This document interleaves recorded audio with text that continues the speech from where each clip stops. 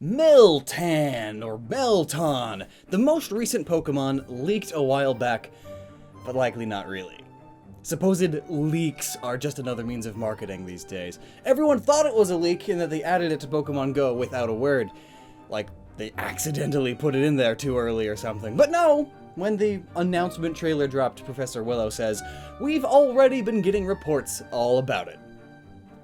The leak was marketing. But that's not what we're here for. We're here to analyze this blob of nut with a nut on it. And let me tell you, I started writing this video thinking it was going to be like a 2-minute video, and maybe it will be, because I'm terrible at figuring out how long a script is going to be. But as the research kept going, oh boy, this potentially runs pretty deep. Remember that massive Pokemon reset theory from a few years back? Egad, that was a few years ago. And how Let's Go, in a way, confirmed it?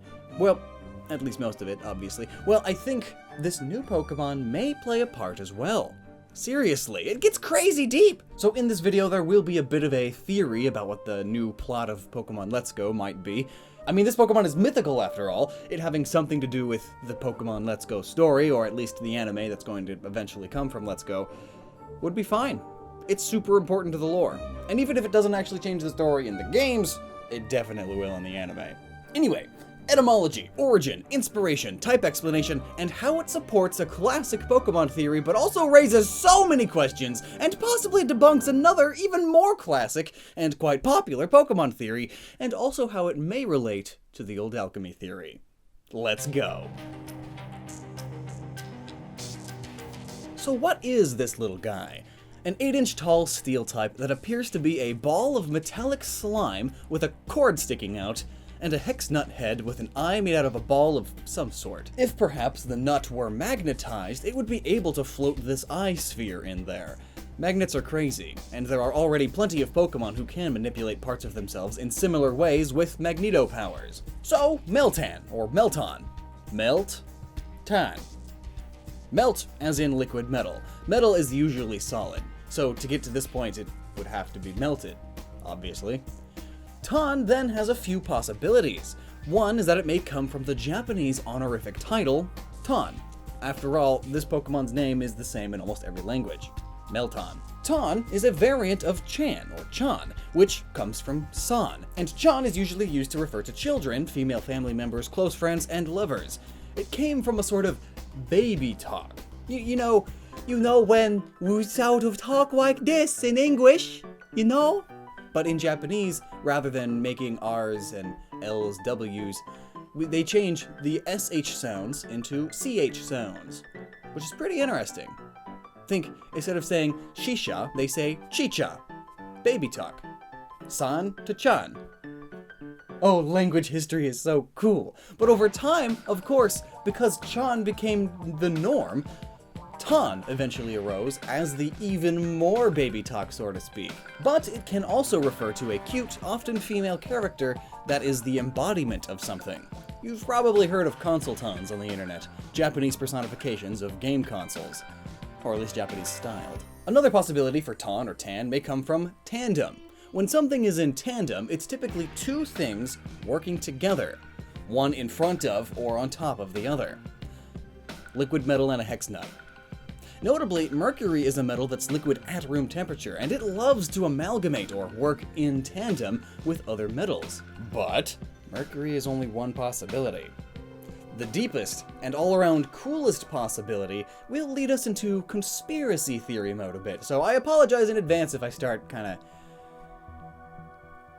going all over the place. But, as many of you know, Pokemon has been slowly becoming more and more inspired by the ancient science of alchemy and metaphysics. They are magical creatures, after all. And that's separated from the whole the END Reboot thing. It's somewhat well known now, Pokemon's connecting to alchemy outside of that.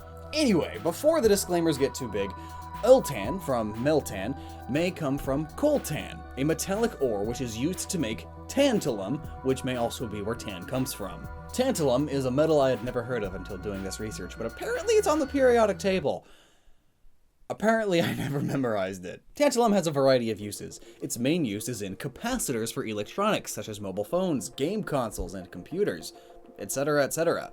It does have a cable in its butt. It's also a metal that works really well in conjunction with our own fleshy bodies. As such, most metal hip and knee replacements, bone replacements, are made out of it, as it doesn't irritate our flesh as much as most other metals. In fact, it irritates it the least. Now here's where the crazy starts. In modern alchemy, metaphysics, pseudoscience, really, every element has some power or meaning of some sort. The power of tantalum is this: security and protection, specifically of the mind, protection from spells and psychic attack, as it creates a strong barrier to protect you from harm caused by any being that is not of the light, and it can prevent new attachments from forming.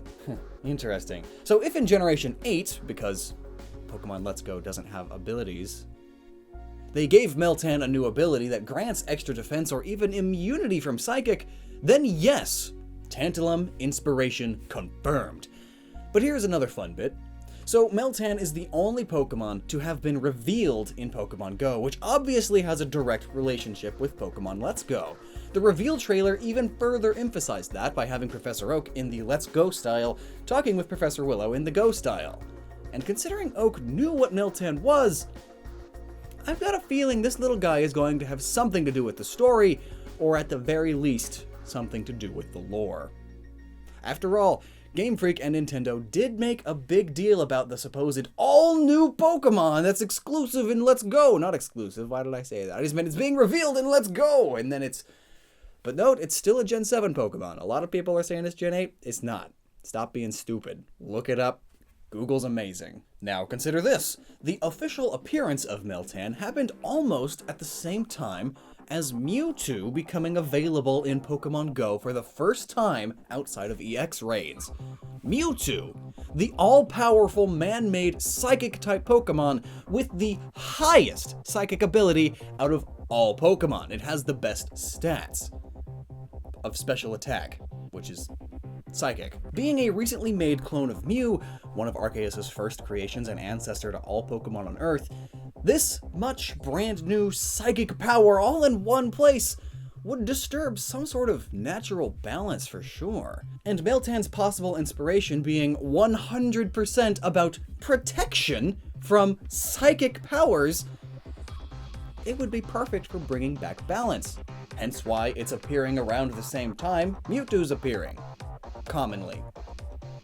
Mewtwo played a decently sizable role in the Gen 1 anime and games. I mean, it's the big main legendary, and considering that its popularity has only grown as time has gone on, it would make sense to make Mewtwo play an even bigger role in this yellow remake with a twist. And considering how much hand-holding Pokemon Let's Go has, compared to typical Pokemon games, which also have it, just not as much, what better way to combat Mewtwo than with something perfectly designed to basically be immune to it? How they'll program its immunity to psychic without abilities, who knows, but it's easy enough to program exceptions to rules. Come on. But this theoretical connection to Mewtwo is even more interesting considering Meltan's supposed connection to Ditto. One of the oldest and most popular theories about Pokemon is that Ditto is a failed Mew clone. I mean, Mew is the ancestor to all Pokemon, and it can learn almost every single move. When trying to clone it, and you fail, just making a pile of cells that can then change its DNA to transform and look like any other Pokemon is an easy connection to make. Mew, ancestor of all Pokemon, Ditto, failed clone of Mew, can change into all Pokemon. Plus, they're both pink, both of their shinies are blue, Dittos are found in places relating to Team Rocket and Mew and Mewtwo, etc., etc. There's way more evidence, but that's not what this video is. Moving on. Plus, with the Gen 2 beta leak that we got a while back, which I'm pretty certain also wasn't a leak at all and fully planned marketing, we learned that back in Generation 2, Game Freak was planning on having a Ditto evolution that evolved with a metal powder hold item into an amorphous steel-type blob. Now wait a sec. What is Ditto? A mass of cells? So flesh? What metal could this metal powder possibly be? Well, what metal are most implants made of due to it not irritating flesh more than any other metal? Tantalum. Huh. Neat, but still. Is this just an evolution of Ditto? That just doesn't feel right. Oak confirmed that it's a mythical Pokemon, and we only just had Gen 7 break the trope of legendary Pokemon not evolving with Solgaleo and Lunala, but their whole evolutionary line was still legendary. So I think, if the Ditto connection is real, I don't think it's in a evolutionary sort of way this time around like they were originally planning in Gen 2. Plans get scrapped all the time. Perhaps all of the Meltans in Pokemon Go just turning out to be Dittos is because all the Dittos are transforming into it because they recently saw it because it recently came out of the underground where it was hiding or something. Could be. Or maybe it's a Deontay and Carbink situation. Deontay is another mythical Pokemon that is said to be born from a Carbink that undergoes a mutation. Meltan could be a Ditto that happened to do a thing, and now it's crazy powerful. But then there's an issue with that because it doesn't work that well, at least not with the old failed clone of Mew theory. Professor Oak said that Meltan is an ancient mythical Pokemon. Attempting to clone Mew is a very recent thing. But then again, how ancient even can it really be? It has a hex nut for a face! How old are hex nuts? Apparently, hex nuts were first used in the 15th century to hold armor together. That's also a time period where alchemy and mysticism was massive. Golly gee, coincidences. I was thinking Meltan also has a cable sticking out of its butt. Is that really it looks like a cable. Maybe it's not. Maybe it is, but who knows? And who knows what ancient means, really? It's not ancient, Professor Oak! You're ancient! Now, I do want to cover its other metallic possibility, Mercury, but first let's go ahead and cover one last bit with Tantalum. A reminder, Tantalum, in this modern alchemy metaphysics stuff, means security and protection, specifically of the mind, protection from spells and psychic attack, as it creates a strong barrier to protect you from harm caused by a being that is not of the light, and it can prevent new attachments from forming. That's a quote. Now, I don't know about you, but that makes me think about Ultra Sun and Ultra Moon, the most recent Pokemon games. The big legendary that time around was Necrozma, a Pokemon whose name literally means corpse of light or death to color, color being light, and it's pure psychic type 2. And its whole thing is that it wants to make a new attachment to either Solgaleo or Lunala, take them over, become its true form, and suck all the light away with its dark anti-light powers. So if this ancient Pokemon Meltan has these powers of Tantalum, it would be able to protect the Earth from Necrozma as well. Perhaps that threat of Necrozma, the second most recent thing to happen in Pokemon, is causing it to come out and restore balance, thus revealing itself. The most recent thing to happen in Pokemon. Those Gen 7 games did have a load of Kanto references. Perhaps these Kanto games will have a fair bit of Gen 7 references. Who knows? Lastly, Tantalum would be especially interesting given its connection to Platinum. So, in alchemy, Platinum is the holiest, the purest of all metals. It is the power of God himself. And Tantalum, in the modern day, is used in laboratories as a substitute Platinum because it acts extremely similar. And it's much cheaper. Is Meltan like a failed Mew clone that is really close to being perfect, and so like it's a substitute perfection with Platinum? There's probably a theory there somewhere. But let's move on to the Mercury possibility. While there are loads of reasons for Meltan to be Tantalum, the more obvious, popular knowledge answer is Mercury. After all, what other metals are liquid? Plus, Meltan apparently eats or absorbs other metals it finds, which is basically what an amalgam is. Mercury loves sucking up and bonding with other metals. Look at all the gold this guy is adding to a single drop of Mercury. Notably, doing this makes the Mercury thicker, more dense, so rather than liquid it becomes like putty or like clay, which is what we see with Meltan. So if it is Mercury, it's likely a Mercury amalgamation. Curiously, Mercury can alchemize with nearly every single metal there is. Some exceptions being iron, which is weird because it's like the most reactive element ever, platinum, the purest of all, that can't really bind with anything, and tantalum, substitute platinum. So what the heck? I guess it's either or then, right? Since those two important metals can't possibly amalgamize, there's no way for it to just be the solution. It can't be both. Though notably, if you have tantalum and mercury all touching up against each other and stuff, they won't combine, but as soon as you put an electric current through it, the two metals love each other. Remember Meltan's cut cord? That cut cord does lead me to believe that Meltan will have another form, possibly with an electric typing, but we'll see. We'll see. No claims on that just yet. Also though, what is the nut made of? We don't have enough knowledge yet, but right now my guess is that it is a carbon steel nut with a zinc coating, which would give it that color. And it would be very magnetic. And quite conductive. Power moves through it well. Cable in the butt. Electricity has to be involved at some point. It's an electromagnet. Also notably, to Eastern alchemists, zinc relates to the planet Mercury, just like the metal Mercury. So, they have that in tandem. So then, what does Mercury mean in alchemy? Well, I'm glad you asked, because it's one of the most important elements in the universe. So first of all, sulfur, mercury, and salt are the three essentials, the trinity in creation, the three parts of the elixir of life, or the philosopher's stone. The power over Azoth, which is everything, including spirit, the power of God, creation. Though out of these three essentials, mercury is the most important, and yet the most confusing out of all of them. It is the power of God itself, but it is also of the devil. It is fire, but it is water. Quicksilver. It's human spirit.